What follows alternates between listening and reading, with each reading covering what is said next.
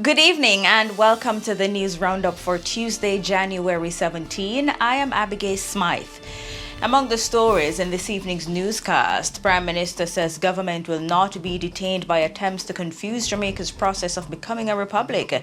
Health Minister warns that the country's healthcare system faces risk of being overburdened by treatment of victims of violence and lifestyle diseases.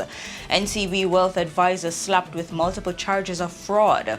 4 persons stabbed, 1 fatally during dispute at truck stop in St. Anne. Body found with head severed along Salt Pond Road in St. Catherine. In business, World Bank slashes global growth forecast for this year by nearly half. In the region, Dominican Prime Minister appeals to citizens to ensure the island remains the most peaceful and secure nation in the world. Further overseas, the UK government decides to block controversial Scottish bill designed to make it easier for people to change their legally recognized gender. And in sports, Tivoli Gardens snaps 7-game winless run against Waterhouse FC in Jamaica Premier League on Monday. Teach them! Always make sure the message reach them! Now for the news in detail.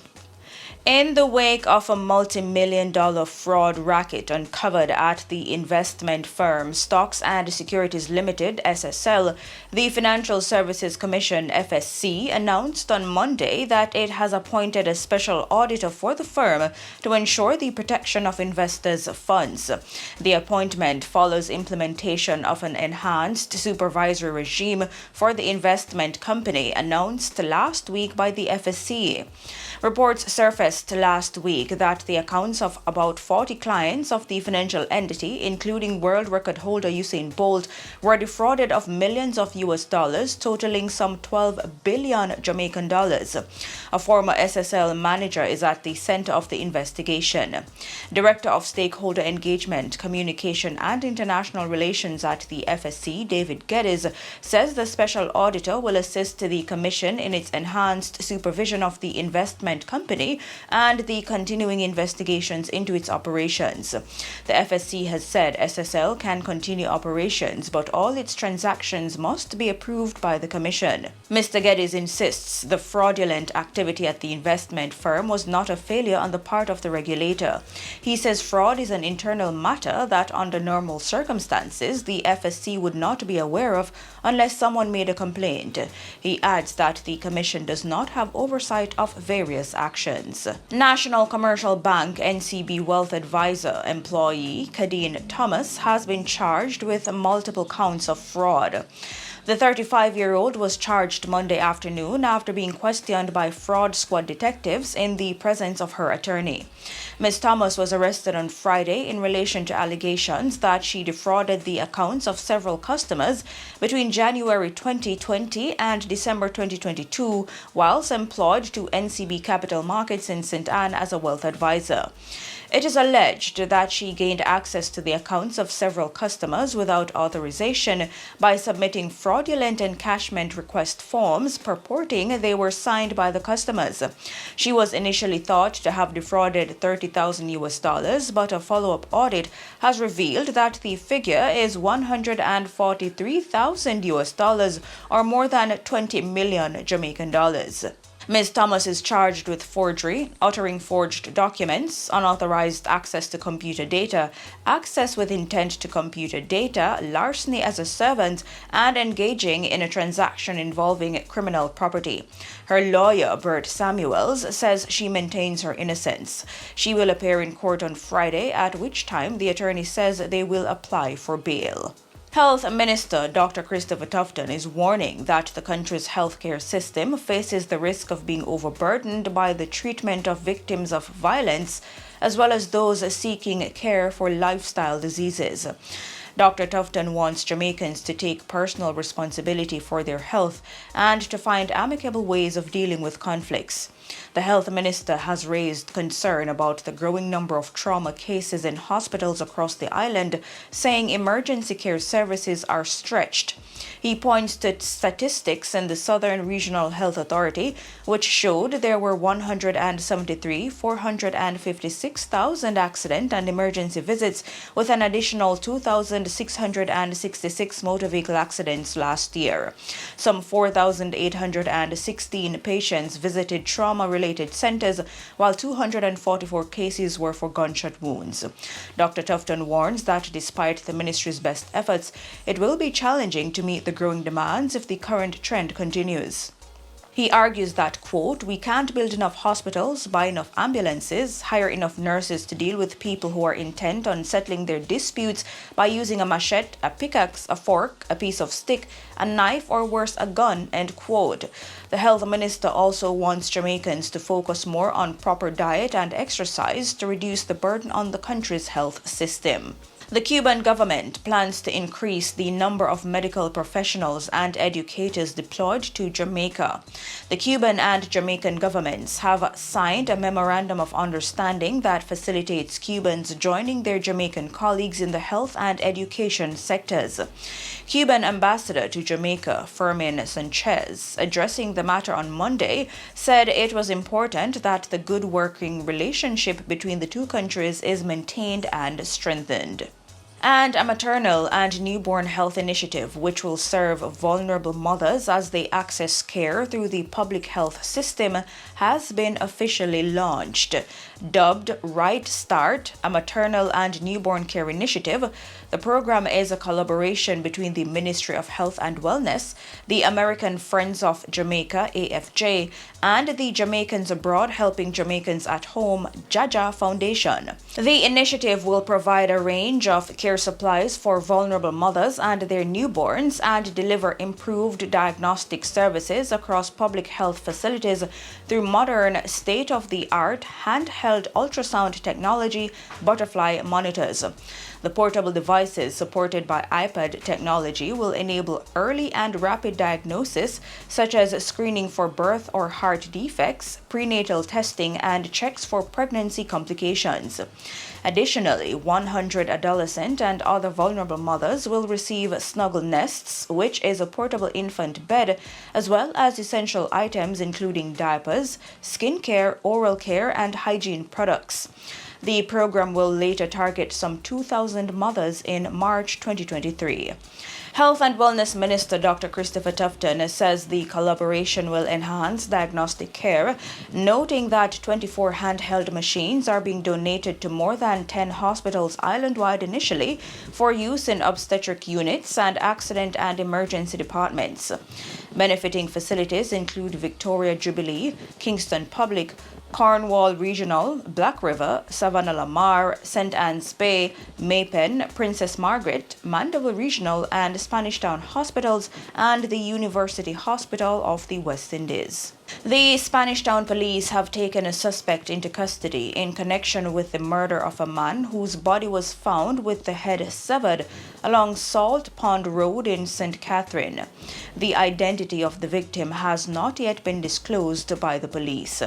Residents reportedly stumbled upon the man's body and summoned the police about 7:30 this morning. As news circulated about the gruesome discovery, residents lit the home of a man they believed to be the perpetrator. The suspect, who was not in the house at the time it was lit, was later held by the police. And 4 persons were stabbed, one fatally, during a dispute at a truck stop in Runaway Bay, St. Anne, Monday morning. The deceased has been identified as Christopher Raymond of a Mount Edgecombe address in the parish. Reports are that around 5 o'clock, a dispute developed between persons at the location, resulting in 4 persons being stabbed. A security guard who was at the scene managed to disarm the attacker. In the end, one of the 4 injured persons succumbed to his injuries. The police say the dead man appeared to have been the aggressor. His death is the first murder to be recorded in St. Anne since the start of the year. Last year, St. Anne recorded 67 murders, which was an increase of 22% when compared to the previous year. The latest serious crime statistics published by the Jamaica Constabulary Force show that 32 people have been murdered in Jamaica up to Saturday, January 14. The 32 homicides for the period represented a decrease of 56% when compared to the corresponding period in 2022. According to the statistics, the St. James Police Division holds the most murders with 5. This is followed by Manchester and Clarendon with 4 each. St. Catherine South, Westmoreland, and St. Andrew South each recorded 3 murders. There are no reports of murders in Trelawney, Portland, St. Catherine North, St. Andrew Central, and Kingston Central up to January 14. These statistics also show a reduction in shootings, injured persons, rape, and robberies. Break-ins, however, are on par year on year.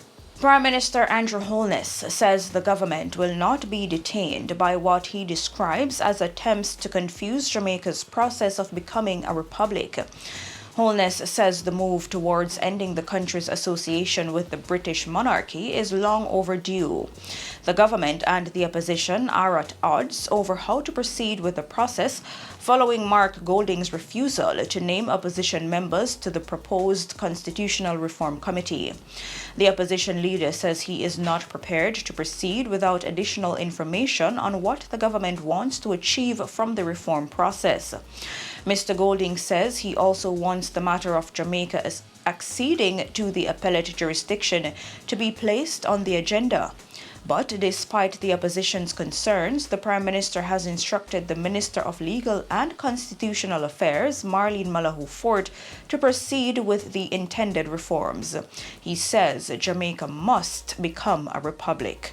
Children's advocate Diane Gordon Harrison is urging students to adhere to school rules in relation to grooming. However, she also believes enforcement should take into account the feelings of the student. Mrs. Gordon Harrison says her office supports the adherence to rules set out by the respective school, but believes meaningful dialogue must take place between the institution and parents. She adds that when the school finds a student in breach and decides on the punishment, there should be some care and consideration for the child. She notes that part of this consideration involves communication with the parents as to the rationale for the punishment being handed down. In business news, the World Bank has slashed its global growth forecast for this year by nearly half due to major slowdowns in the world's leading economies. That's the weakest pace of growth in nearly 3 decades. According to its latest report, the multilateral expects this deceleration to hit emerging and developing economies particularly hard. The World Bank's new forecast will see global growth of 2023 top out at 1.7%. That's a reduction of 1.3 percentage points compared to its previous projection. This slow growth rate is only overshadowed by the global recessions caused by the recent COVID-19 pandemic and the global financial crises of 2007 to 2008. The slowing pace of growth is being driven by policy efforts to contain inflation, coupled with worsening financial conditions and continued disruptions from Russia's invasion of Ukraine. Adding to this bleak picture is the slowdown of the 3 leading economies, namely the United States, the European Union, and China. And in the region, Dominican Prime Minister Roosevelt Skerrit has appealed to citizens to ensure the island remains the most peaceful and secure nation in the world. He says his administration will be reviewing measures and embarking on new actions to ensure total peace and safety in the country. Skerrit says, unfortunately, the country has seen a number of tragic domestic and public incidents in recent times, which has put focus on the peace and security of the nation. He says these incidents highlight the fragility of a democratic society where members of society have to observe decency and respect in dealing with each other. He says in this context, the Dominica police force will show zero tolerance to acts of violence related to events surrounding Carnival. Regarding the issue of domestic violence, Prime Minister Roosevelt Skerritt says this requires a more fundamental approach, which is a priority for their society and their people. And on the international scene, the UK government has decided to block a controversial Scottish bill designed to make it easier for people to change their legally recognized gender. Ministers in London are concerned that the bill affects UK-wide equality laws. It will be the first ever use of a Section 35 order which stops a Scottish bill from becoming law. Scotland's First Minister had said such a move would be an outrage and the Scottish government is likely to mount a legal challenge in response.